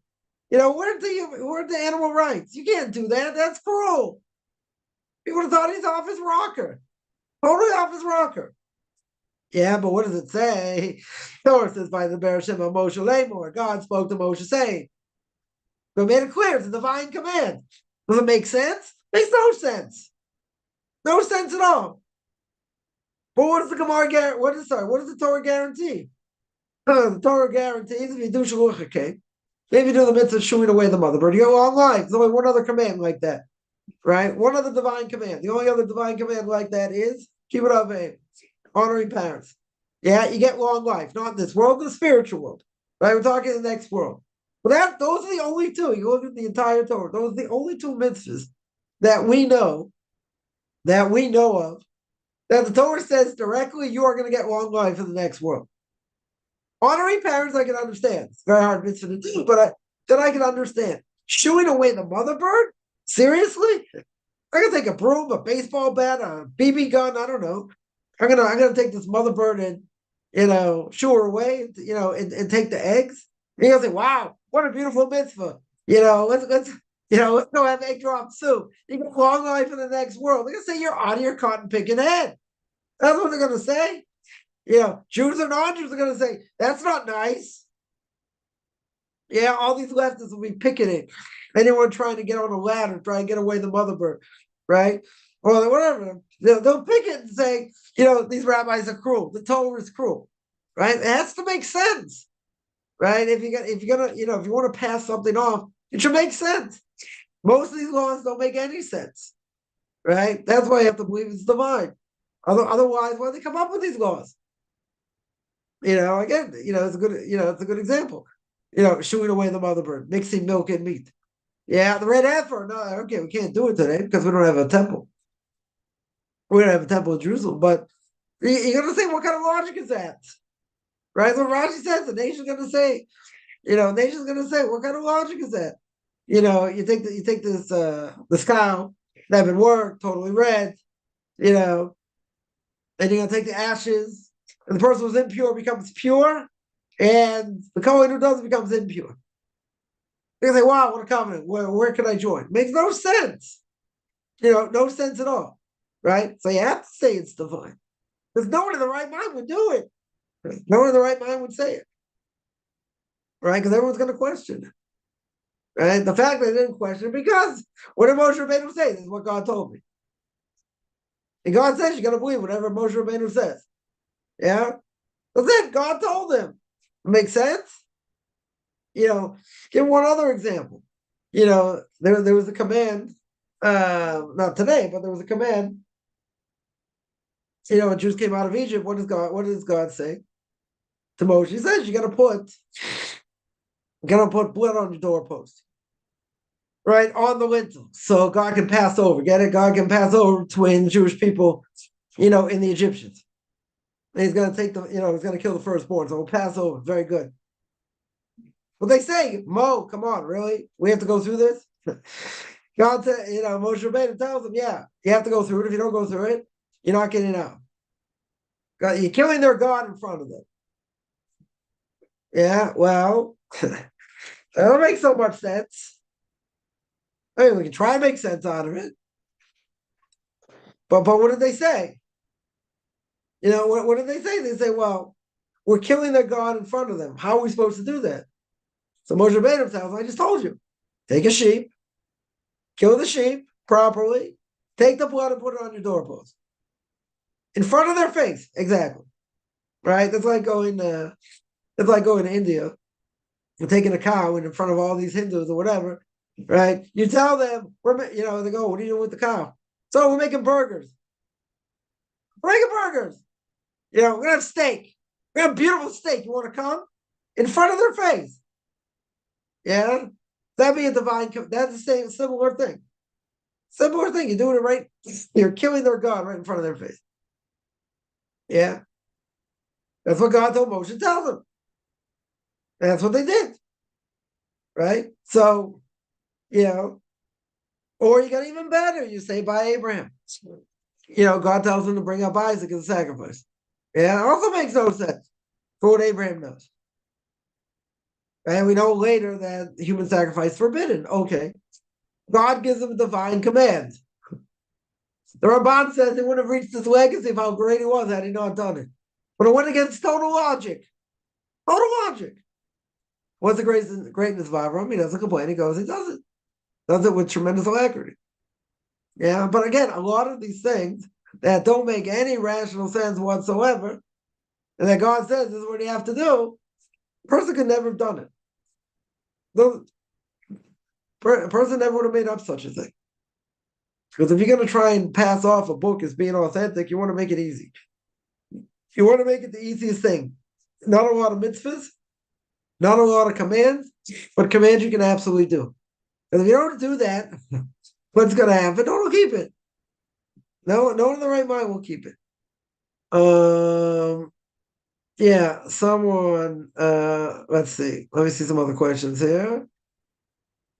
So, taking a lot of college classes, so many anti-God, of course. Yeah, makes sense. They're all anti-God. Yeah, I took a course in just to get rid of science. I took a course in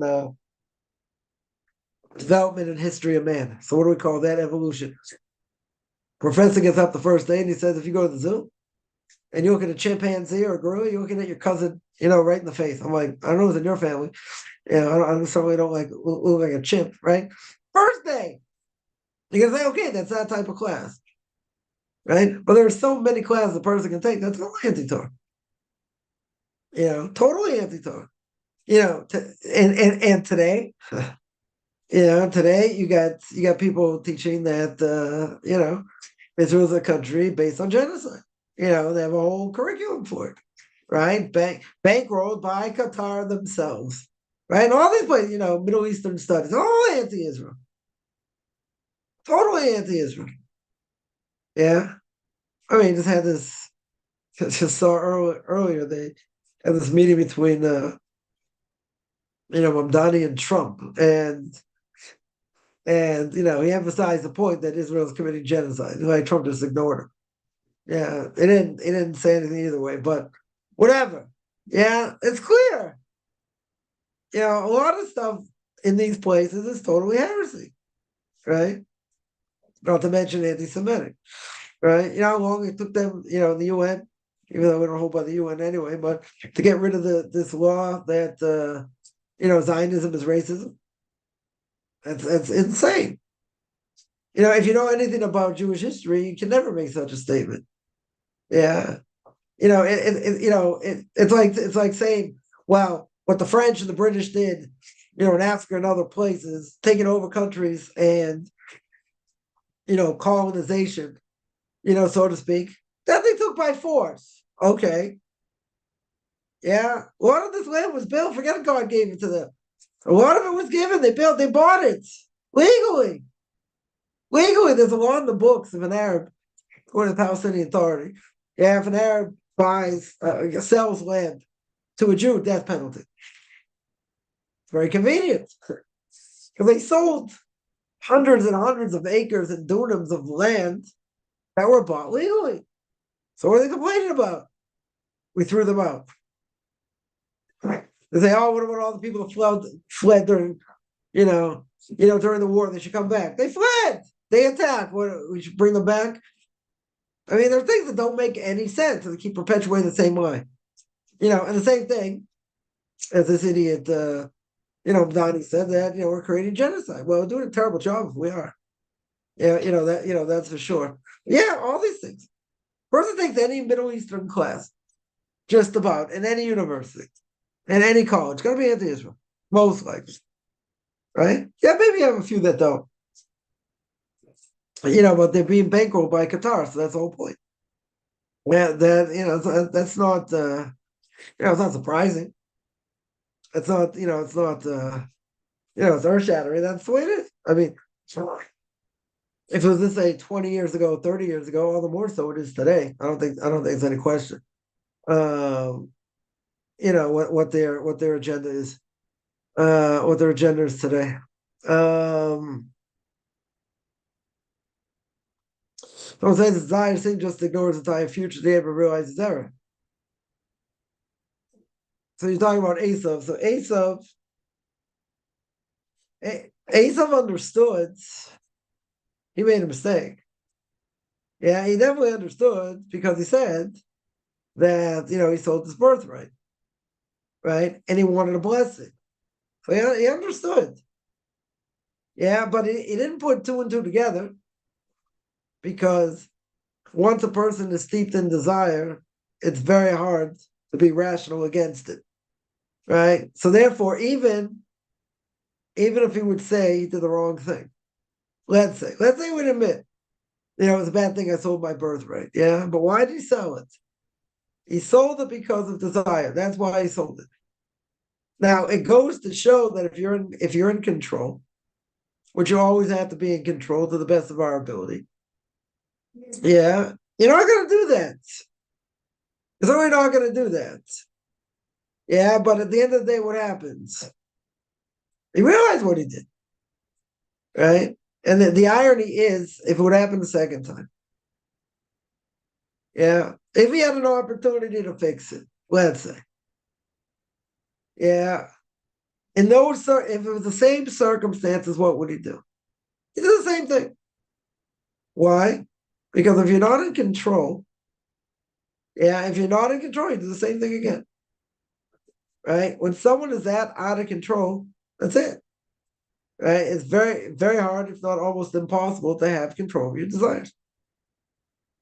Yeah, he understood the power of the blessing. That's why he's upset. He's like, well, just give me a blessing anyway. He understood the power of the blessing, but he understood he blew it also. Yeah, there's no coming back. And and I was thinking afterwards, like, what kind of relationship now does Yitzhak have with Yaakov when he sends him out? Because he knows, as Rivka found out through divine providence, through prophecy, that Esav wants to kill Yaakov. Yeah, very good. Esav wants to kill Yaakov. So, gives him provisions, gives him a blessing, to go to, Padan Aram. They go to his wife's, father's house, whatever, brother. But he swindled his brother, right? So Yitzhak understood because Esav told him it's the second time this happened. That's why my brother's called Yaakov, right? He swindled me. He swindled me twice. So when Yitzhak heard that, he understood the right person got the blessing. Right? Why wanted to give it to him? Okay, that's the whole story. But But he understood the right person got the blessing. So I was thinking, like, Yaakov's coming to his parents. Okay, he's going to be gone. Look for a wife, and by his uncle. Blah blah blah. Very good.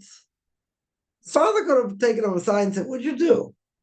Look what you did to your brother over here. Your poor innocent brother. Look, I was supposed to give him the blessing, whatever." He didn't say that, right? None of the midrashim, there's no Gemara that says that. What did Yitzhak understood? The commentaries say he understood that when Esav says that my brother swindled me out of the firstborn, then he understood when he got the blessing, when Yaakov got the blessing, he got the right person. The right person got the blessing, right? But when you're talking about family harmony, this is pretty bad. He could have leveled it. He could have said, "Why'd you do that? Why'd you do this to your brother? He didn't deserve that fate or whatever," but he didn't do that. He didn't do that. Yitzhak understood the right person got the blessing. Because it happened twice. Right? Same thing happened twice. He got swindled. Right? Why do you have to do it that way? Good question, but he got swindled. Right? So he understood the power of the blessing, but he understood he also blew it.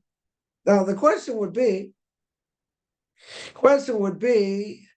as someone here asked, did he really understand the magnitude of it? I don't know. I don't know if he understood the magnitude of it. Because, when a person gives in to desire in general, it's not rational. Because if a person would think about what they're doing for a split second, if you knew, right, if a person knew that if they touch this thing, they are going to get burnt. Yeah, this thing is 150 billion degrees. Are you going to go near it? No. Are you going to get close to it? No. Are you going to tempt fate and try and touch it? No. Right? It's not something you're going to do. So, isn't it true when it comes to sin, we should think the same way? But we don't. We give up things in the world to come based on what? Based on a bowl of lentils. So what's the big deal? Someone's asked me, if I watch, funny animal videos, is that okay? So technically, no, it's just a waste of time. Okay. Well, what does it do though? You'll say it's funny, it's enjoyable, and all that. Very good. But the question you always have to ask is it good for my soul? And some people say, yeah, I need to chill, a little bit R&R, not so bad. We live intense lives. Okay. Well, what does that do to a person? What does that do? Draws them away, right? You don't, say, okay, I'll just watch, 5 minutes, but I'm watching 20 minutes, half an hour. All of a sudden time goes by. It's enjoyable, right? Let's say, I'm talking about something that, you get a problem with vulgarity or immorality or other things, right? These type of things. Yeah, so what? So what's the big deal? Because it affects you, right? You say, well, it gives me stimulation. Very good, but it gives you less stimulation to other things. Yeah, first attached to the screen. That's what happens. I was on a bus. I was on a bus the other day. 4 people sitting, 2 frontwards, 2 backwards, each one on the screen. Each one on the screen. Whatever it was. That is the evil inclination today. Major evil inclination. Yeah, you say you're on a bus, what are you supposed to do? Okay. Right? Yeah, I give you 10 things to do potentially, but it doesn't matter. But it's sometimes funny to see, or sad to see. Yeah. Now you tell me if they're looking for a place, they're lost, want to see where to get off, next stop, this, that. Okay, it's one thing. They're just scrolling because they can't be alone with themselves and whatever. It's a different issue. It's a very different issue. But that's the power of it today. It just takes away a person what they need to do. It's just something that weakens a person, day in and out. Even the person saying, well, if I'm a woman, I don't have an obligation to learn Torah. Okay. Right? That may be true. That very well may be true. Doesn't mean, don't waste time doing other things either. Right? It's always good, listen to classes, other things, but within reason over here. So someone here says, "Where's tears superficial?" Oh no, his tears 100% not superficial. He understood what he did. He definitely understood what he did. He understood the power of the blessing, right? That's why it makes it very hard to understand. Because since he understood the power of the blessing, right, he also came to the conclusion, I'm an idiot because I gave up the birthright for a bowl of lentils. He understood. If he was in the same situation again, what would he do? Same thing, right? That wouldn't change it, but he understood. That he understood. The tears were real, 100%. 100% the tears were real. He wasn't faking it over here. He understood. He wanted the power of the blessing, right? He understood the power of a blessing. Problem was, the power of desire was greater than that, which makes it mind-boggling. If you understand the power of a blessing, how could you give that up? And the answer is because desire is very strong. And even if you understand, even if your mind understands the right thing to do, the heart's telling you, not interested. Go for the bowl of lentils, right? Go for the transgression. Go for okay. You'll make up for it later, whatever. It'll convince you. Convince you to do all kinds of things. But what makes it harder to understand is he understood the power of blessing. He saw angels in his lifetime. He saw the holiness of his father and his grandfather, right? And the simple answer is he gave it all up for desire. That's the simple answer, right? The problem is, what are you going to say about us? If he grew up in the greatest house, yeah, and we're thousands of years later, if he failed the test, are we ever going to pass the test? Good, right? It's a good question. But we have to keep plugging away. We have to work hard. Bottom line. That's what we have to do. But so what if he failed it? Doesn't matter. He gives the impetus not to fail, right? But he himself gave it up for nothing, right? Someone gave it up for nothing. It's mind-boggling thing, very hard to understand. Simple explanation. Someone asked, why is not much information about David as a child? Was he treated poorly? Yeah, I mean, listen, he was looked at the youngest when Samuel the prophet, had his brothers come in front of him to see who's going to get the kingship. Obviously, the crown didn't fit on any of them except for him, right? It's a good question why we don't know so much. We don't know so much about him, but you see that he's greater than everybody else, right? And he's got the potential to be greater than everyone else. That's everyone else. That's why, that's why he got the kingship. His mother was righteous, true, but the question came up. Yeah, he was meant to be born. Of course, he was meant to be born. Doesn't matter, he was the youngest. Yeah, people kind of shocked that he was the one to do it. He was the one to, eventually become king. I mean, you hear that, Goliath was blaspheming and this and that. No one can do anything about it. And here comes King David, take care of it with his slingshot. And, Goliath laughed at him, made fun of him, and, this and that. He knocked him out one shot. Okay, he had heavenly help, but he knocked him out one shot. So you see what it was meant to be. But, just because, his brothers were warriors and this and that does not take away from the fact that he had all the qualities that God saw that made him better. Made him better than everyone else. That's what I would say on that. I mean, was he meant to be born? Of course he meant to be born. He wouldn't have the Messiah if he wasn't for born, or God would have given someone else. But obviously God meant for him to have it. So therefore, he was definitely meant to be here. So the antidote is God. No, the antidote is Torah. The antidote against evil inclination is Torah, but you need God to help you. The antidote by itself, the point is that the antidote by itself is not enough. It should be enough, right? It should be enough to offset. Nonetheless, you need heavenly help as well, right? You see that, as the Gemara says, that is the antidote. Very good, right? But even with the antidote, I need heavenly help as well. Yeah, person says it's a test. Is that part of Torah study or prayer or through death? Everything in life in general. is a test. Either we're going to pass the test, or we're not going to pass the test, or maybe we pass it, but we get a C minus, or a person gets a higher mark, or they fail. But everything's a test. I mean, learning Torah is a test, right? People are busy, legitimately busy, but you got to find time to learn. I just read an article today about addiction.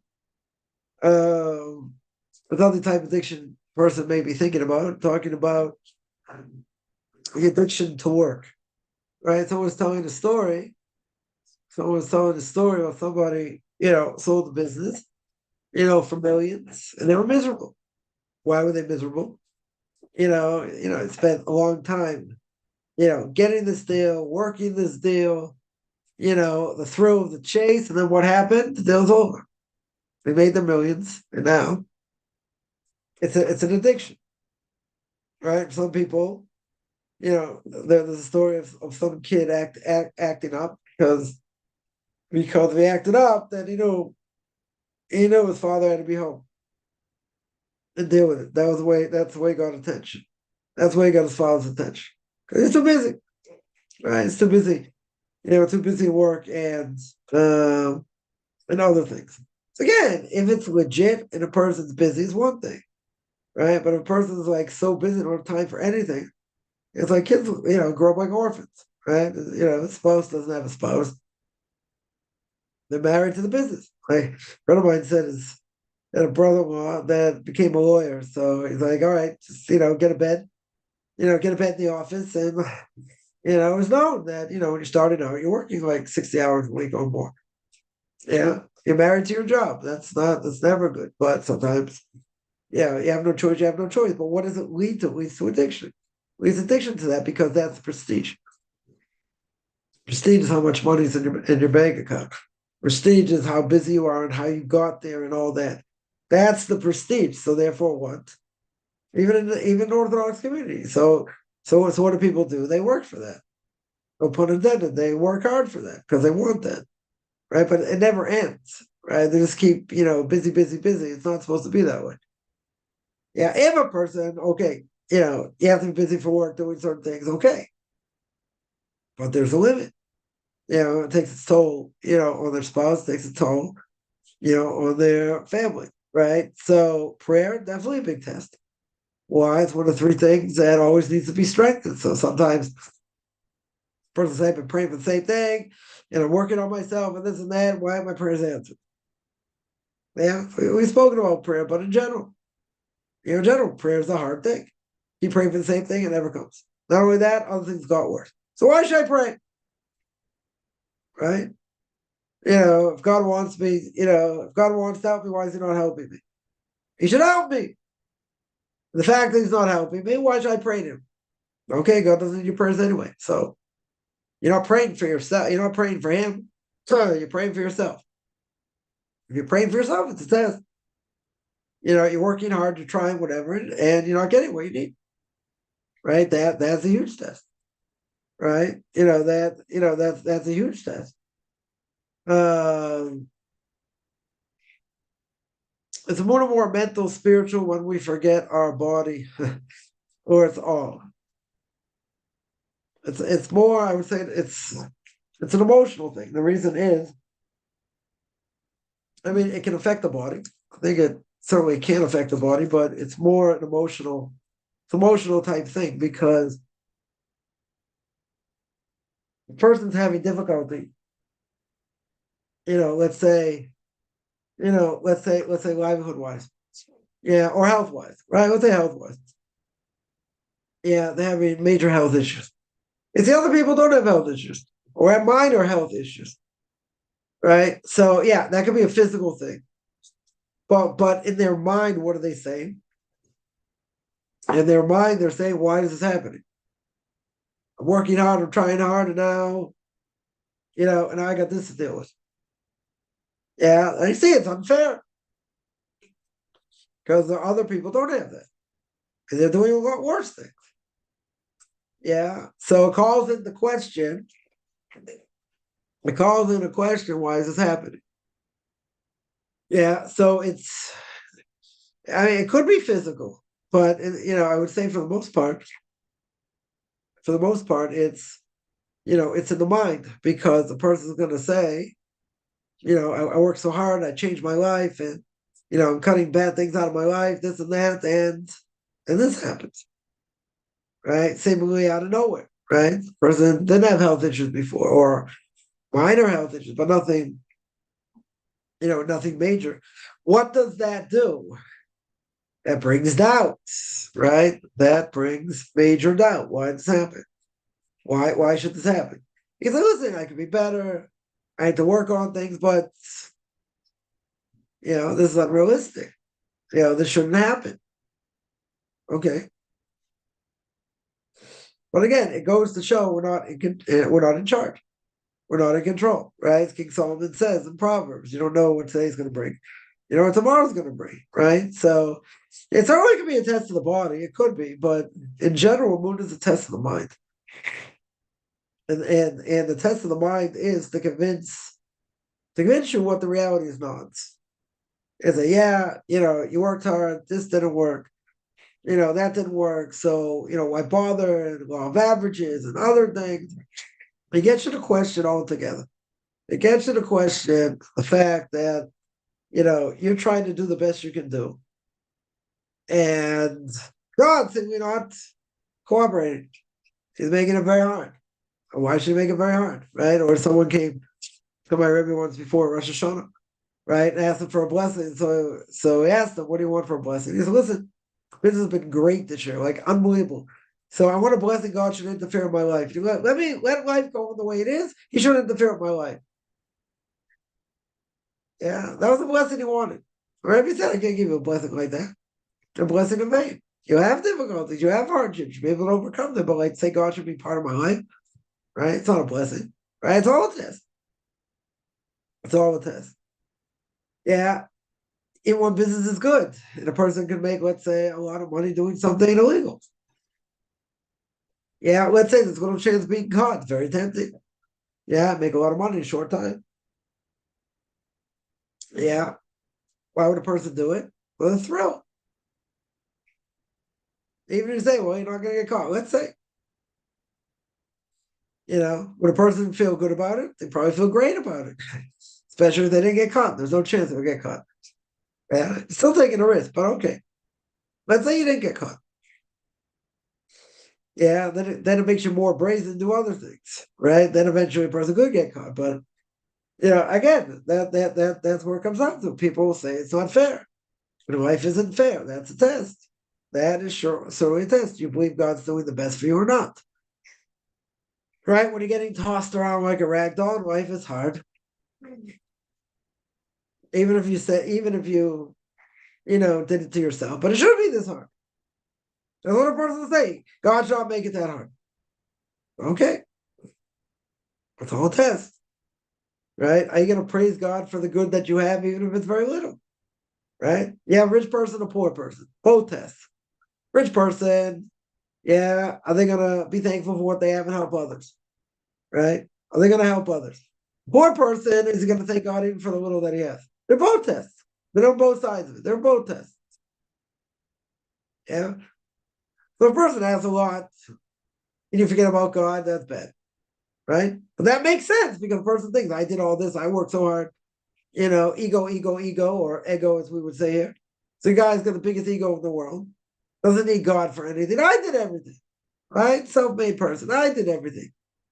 Yeah, so you don't need God. Right? The poor person needs God more than anyone else because he's poor and he's suffering, but he's going to be thankful. Even if his prayers aren't answered, he's going to be thankful because he doesn't have very much. Both tests. Both tests. I saw brought down somewhere. I don't remember the source. I did see brought down that 1 in 1,000 rich people go to Gan Eden, go to paradise. 1 in 1,000. Why? Because the person has a lot of money. They don't want to help others. They want to try and keep for themselves, make more money, whatever. They don't want to help others. They forget where they came from. That's why it says 1 in 1,000. You got to be thankful for all the things you have, whether you have a lot or a little. When a person has a little, being tossed around, that's hard. That's for sure. Yeah. But you got to remember, God's the one in charge. Can't forget that. Right? Some tests are the same, some tests are different. Some tests are easier, some tests are harder. Right? For sure. Someone asks, test harms our body, starves us, makes us children taken, pain in the body, guilt not being able to pay bills. Yeah, you got a lot of good ones here. Aloneness, spiritual outcast. Is that what he said? No, spiritual out of the soul. Death, or is it soul death? I would say, yeah, there are a lot of good things you bring up here. A person in this process, whether they convert or not, at this point doesn't matter. The question is, though, a person can be doing this and changing their life, for the good, and they lose everything else around them. Friends they used to have don't want to be friends anymore. It's probably not a bad thing. Family go by the wayside. Even we see, let's say with their kids and whatever. It's painful. It can be extremely lonely. I tell people this all the time. Can be very lonely. That is true. That's part of the test. That's exactly part of the test, right? Is it soul death? Not soul death. I wouldn't necessarily call it. I wouldn't necessarily call it that, but it's a test where, are we going to be able to overcome hardship, whatever the hardship is, whether it's financial, whether it's physical, or whether it's health related. Part of the test, by the way, is seeing people around us flushing themselves down the toilet, not being able to do anything about it. Especially when it comes to, let's say family, right? So it's hard. It's hard to have any influence. They don't want to listen. But what's going to happen to them later. It's painful. Not only that, they're going to try and convince you. They're going to make fun of you. They're going to make your life a misery, right? Potentially. It's hard. Right? But, you only want what's best, for them. So I would say you're seeing other people die spiritually, or maybe, God forbid, even physically.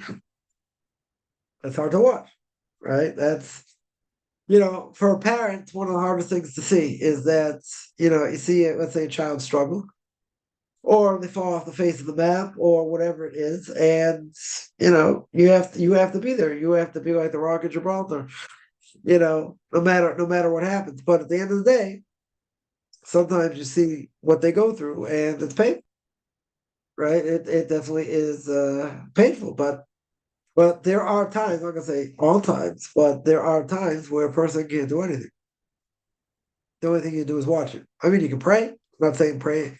Prayer is worth a lot, right? I'm not saying the person can't pray. You can certainly pray. Yeah, for sure. But besides that, not much. Until let's say the child comes to you or a family member comes to you. What if they don't? What if they don't? Then you have to watch it. Again, if it's a dangerous situation, you have to get involved, right? You for sure have to get involved. But besides that, it's a very hard thing. It's very hard, it's a very hard thing, very painful thing. Someone asked, bowl of lentils, analogy for us and our physical mental health needs ignoring the poorest in the world. Bowl of lentils means you're giving up spirituality for something physical, for immediate gratification, right? We'll call it immediate gratification. That's what it represents. That's what it's a parable for, right? You're giving it up for nothing, essentially, right? But you're giving it up for something immediate, right? Immediate gratification. And that's what it represents. In other words, you're giving up for nothing, and you'll think it's worth it. You might have regret. Person may have regret afterwards, but they feel that it's worth it, right? Or they can't stop themselves. Even worse, they can't stop themselves. So what are they supposed to do, right? They can't stop themselves. Are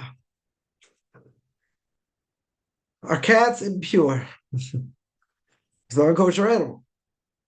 Yeah. So you can touch them.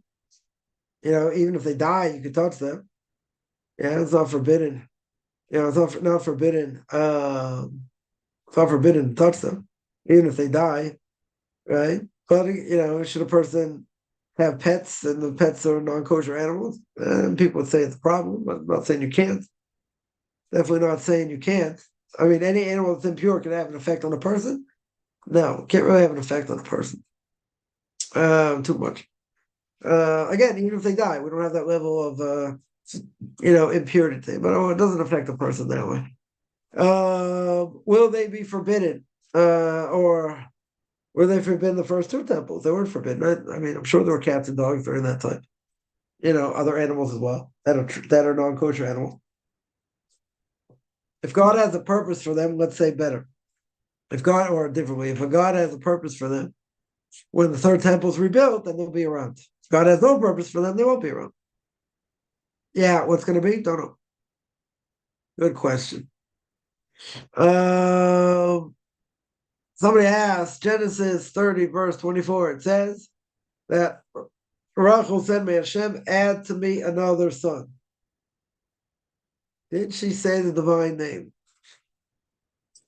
Verse 30, let's see. So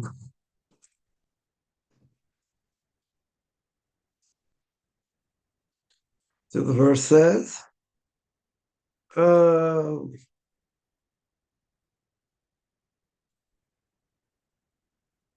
one second.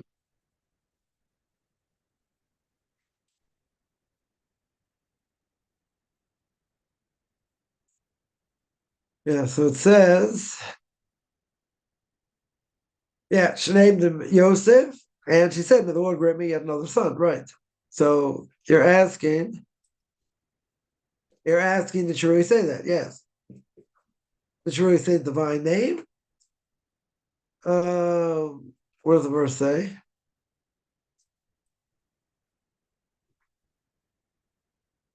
Yeah. Said, may the Lord grant me yet another son. She said the divine name. Right. Yeah. And she got another son, right? She got Benjamin, but she died giving birth to him. She invoked God's name to have another son. Is that forbidden? Not forbidden. Right, definitely not forbidden. But she called out to him that she'd have another son. A Jew or Noahide allowed to pray barefoot in the forest. A Noahide for sure. A Jew should not. So his feet should be covered. Right? Should be covered with socks and shoes. Or I don't know, sandals. I guess I want to wear sandals.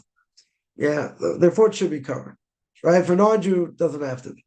Right? For a non-Jew, for a Noahide, it does not have to be. What about at home if the floor is clean? I mean, it's not a question whether the floor is clean or not, even if the floor is clean. Yeah, you should not pray barefoot. If a person did, you fulfill your obligation. You shouldn't pray barefoot, right? Yeah, keep in mind like this. If you were to go see a head of state, president, prime minister, whatever, would you go barefoot? I don't think most people go barefoot. You wouldn't go in flip-flops either. Right? It's not respectable. Not respectable. Again, if a person did it, let's say a person did it, they fulfill their obligation. Yeah, they fulfill their obligation, but it's not respectable. Right? It's not respectable to go in front of a king. And again, let's say you don't have any problems with your toes or whatever. Yeah, it's not respectable to go in front of a king. Right? Dress that way. How does it relate to God telling Moshe Rabbeinu to take off sandals in his presence? That's a different issue. Right? That's a different issue. Because God gave a direct command. He wasn't praying there. First of all, I wasn't praying there. Right? He said you're in a holy place. Right? So being in a holy place, he told me to take off his shoes. Okay. He didn't tell him to pray that way. He said he said in a holy place you take off your shoes. Very good. Yeah. So even when in the synagogue, when Kohanim bless, the Jewish people, they should have at least socks on. But there are people that I would call them more modern, that wear sandals without socks. So they take off their sandals, and they bless the congregation barefoot. You fulfill your obligation. It's not a good thing to do, but you fulfill your obligation. But God telling Moshe Rabbeinu, listen, this is the place where the temple is. You have to take off your shoes. It's not holy. Okay, you're not telling them to pray like that. It's telling them in a different case. It's telling them it's a holy place. You can't walk around. You can't walk around with shoes on. Why? I don't know. I know it's a holy place. You can't walk around with shoes on. Yeah, we don't know that way today anyway. We all today, you should walk around with shoes. In synagogues and even by the Western Wall. If you fold clean socks from your laundry, do you need to wash your hands afterwards? No. The only thing you have to wash your hands for is if you touch a part of your body that's usually covered, right? Your leg, if it's uncovered, your leg, your arm, right? Unless you take a sleeve or whatever and scratch it or whatever, right? But socks coming out of the laundry, not a problem. You don't need to wash your hands for it.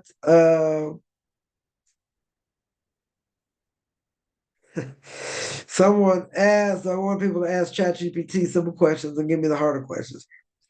And I'm telling you, ask ChatGPT anything. Yeah. Sometimes he comes up with good things, sometimes he doesn't. So you have to see.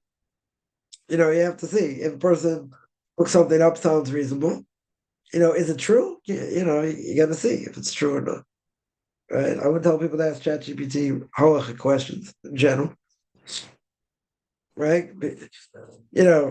If they're straight out questions and they're not based on like where the person's holding other things, but who says you're going to get the right answer? Either way. Right? So I wouldn't tell people to ask them anything, when it comes to Jewish law.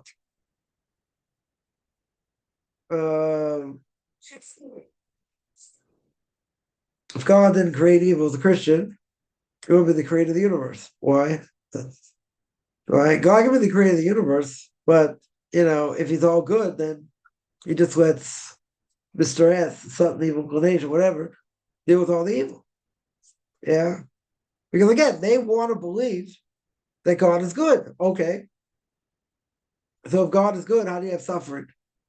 How do you have evil in the world? For them, it's a major philosophical issue. It's a huge issue for them. Yeah, so therefore, since they have an agenda, they have to change it. They have to change what the verse means. Yeah, it doesn't make sense.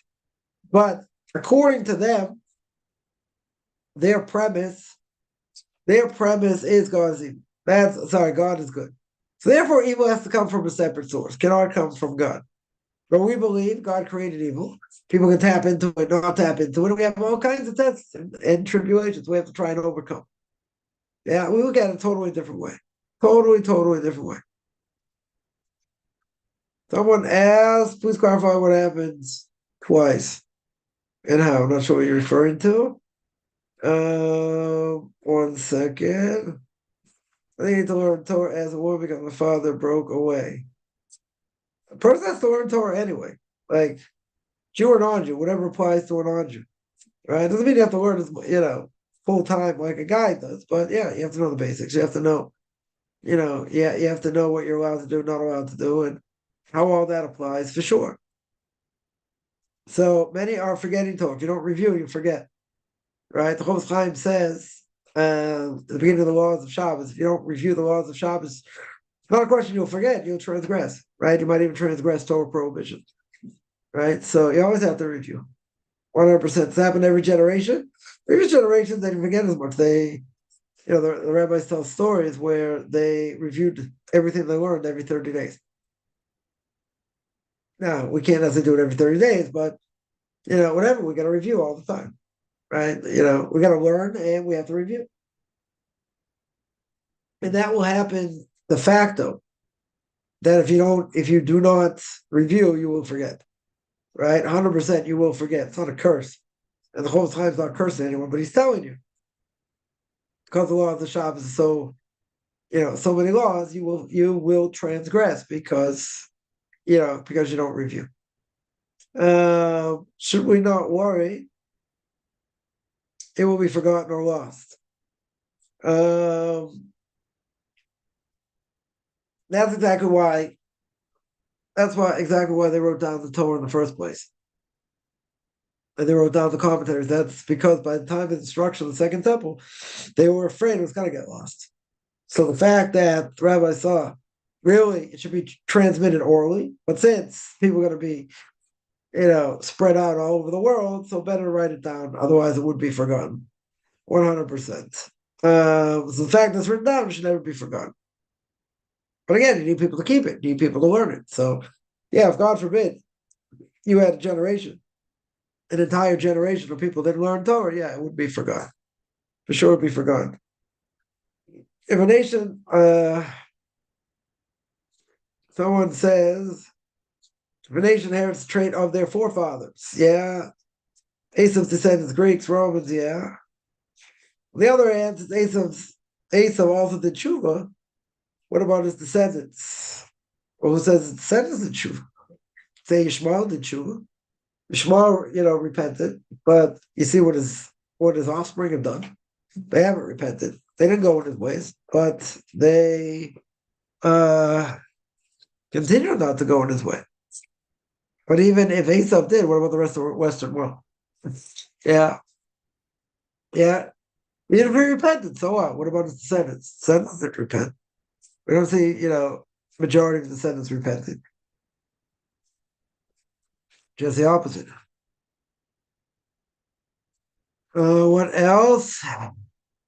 Are we supposed to learn all this Torah for when, if we are proper to receive portion of the world to come? There's a minimal level a person has to reach. The Ramchal says in Derech Hashem, right? It's a minimal level that a person has to reach to have a portion of the world to come. He didn't tell us what it is, right? He didn't tell us what it is. Which it's kind of a problem, but you have to learn as much as possible, right? No question. We have to learn as much as possible. It's a minimal level what a person needs to know. For a woman, again, it's not going to be as much as a man, for sure. She could have portion of the world to come, knowing much less. That's fine. As long as she does what she's supposed to do, she'll have a portion of the world to come.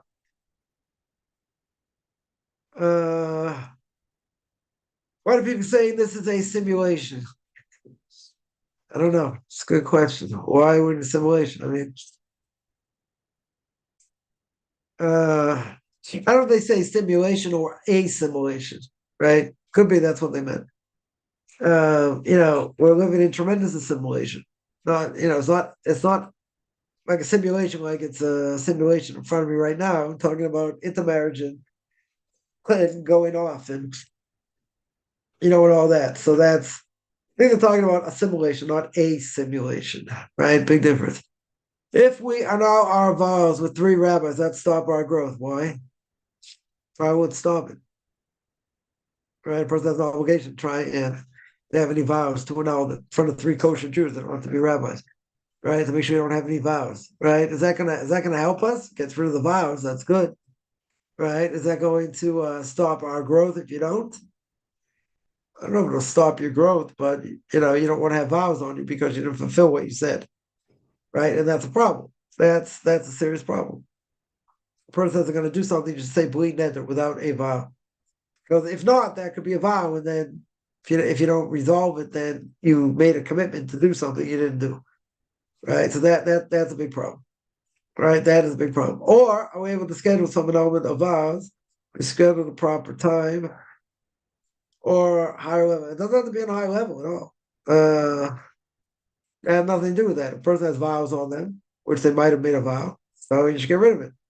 100%, you should get rid of it. It's not good to have around, right? Because again, it's like a person made a commitment to do something, they didn't do it. It has nothing to do with being on a higher level, lower level. It's a good thing not to have these things, right? That's why we do it before Rosh Hashanah. 1 second.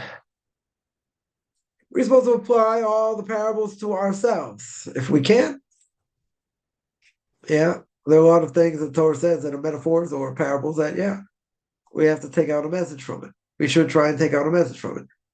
Like all the characters of evil Pharaoh, the characters of Joseph, we're supposed to take out the good from them. Obviously, not go in the bad if something is bad. The question is, what's the message? How does it apply to people? Right? That's what you have to ask in all these things. Right? How is it? What is the message I should take home? What am I supposed to do? What am I supposed to change? How am I supposed to, you know, what am I supposed to get out of it? Yeah, so that's the whole point. It's taking the message, it's taking the idea and trying to emulate what it says. Yeah, etc. Is that an okay thing to sort of apply the character on himself? 100%. Definitely not a bad thing. Yeah, it's a good thing. How do we find the minimal level? You don't. Yeah, we don't know what the minimal level is. Someone once asked me, said, "Well, if I keep kosher and I keep Shabbos, am I good?" And someone said, "What if I hold by this, conscious organization?" So, oh, no, he's dead. We don't know what the minimal level is, right? We're not looking for the minimal level. You want to maximize as much as possible, right? No one knows what the minimal level is, right? Is there a way to find out? No, no way to find out, right? Isn't that beautiful? No way to find out. Uh, it's just way more than the minimum. I can't answer, right? I've been in that world to come back. So, as my Rebbe would say, you can't rest on your laurels. You got to do what you need to do to the best of your ability. That's the bottom line. Yeah, you just keep going and going and going, right? That's it. We go up, we go down. We do good things, we make mistakes. Okay, but at the end of the day, you're not resting. Either you're going up or you're going down, right? If a person would know like what that minimal level is, they'll only do that. They won't do anything else, right? But nobody knows. Some people that minimal level is a lot higher. The bar is a lot higher than for some other people. It depends where they're holding, depends on the source of their soul is, depends on a lot of different things. Do we make vows to suffer? No. Who makes the vow to suffer? I don't think anyone makes the vow to suffer. Nobody wants to suffer in general. People make vows to forbid things on them. Like, a person will say, they're not going to eat liver anymore. They're going to stay away, or they're going to, let's say better, they're going to stay away from, ice cream because it's too fatty, or chocolate, or they're going to separate from things that are permissible. Yeah. Now we say it's better never to make a vow than make a vow and keep it, because most people make a vow will not keep it. Right? So making a vow to suffer, I don't know. Who's making a vow to suffer? Nobody wants to suffer. They're making a vow to forbid things that are permissible to them. That's why they make a vow, right? In general. For something that's normally permissible or negative behavior or something like that, that they want to stay away from. That's why people make vows in general, not to suffer. I mean, it looks like they're suffering if they're going to say, I'm not going to eat ice cream or chocolate or different things or whatever. But they're not doing it so they can suffer. They're doing it because they want to separate from this world, right? But again, person who makes a vow in general is called the sinner, right? It's called the sinner, and there's a difference of opinion whether it's better to make a vow, better to make a vow or not. Because what's the problem? The problem is you might not keep it. So it's better never to make a vow, right? It's better never to make a vow than make a vow and keep it. Because who says you're going to keep it? Someone says we're trying to keep the mitzvahs as best as we can. Yeah. That's what you're trying to do. Now, again, can a person do something very egregious and potentially knock out a lot of mitzvahs? Yeah, but right. So the bottom line is going to be that if I'm trying to do the best I can be, be the best I can be, hopefully that should be good enough. That's what God wants to see. Right? A person just says the words, they don't do anything to change or whatever. It really doesn't mean much. But if they're trying, that's what God wants to see. So if they're trying, they should have a portion of the world to come. Obviously, depending on what they've done, but they should have a portion of the world to come.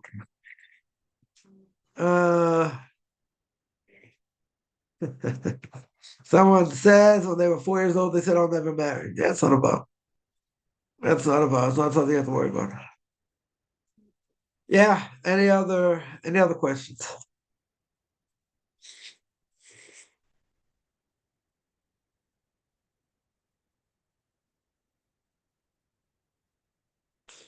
All right, I'm gonna stop here. I do this every Saturday, 2 o'clock Eastern time, 9 o'clock Israel time. Anyone has any questions, find me on Facebook at Michael Kaufman, Beyond Orthodox Conversion Judaism, OrthodoxConversion.com, Beyond Orthodox Conversion Judaism, on YouTube. Or there I got videos on Q&As, ethics about fathers. what do you call it? Book of Leviticus. You want to send me an email, rabbichaimkaufman@gmail.com, RBBI, CHAM